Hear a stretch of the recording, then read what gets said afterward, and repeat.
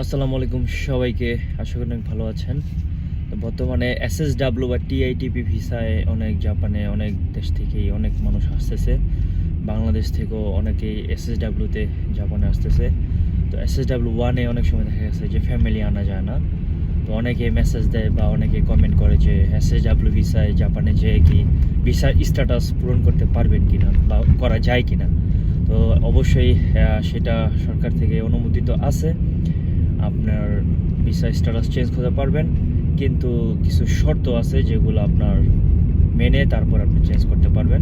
Student ভিসায় হোক বা ইন্টারন্যাশনাল জব ভিসায় হোক বা আদার্স ভিসায় আপনি চেঞ্জ করতে পারবেন।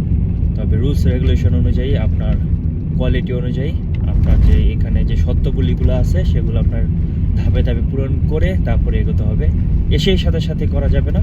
এটা একটা প্রসেস বা প্রক্রিয়া আছে, সেটার মধ্যে দিয়ে আপনাকে প্রসেস করে যেতে হবে।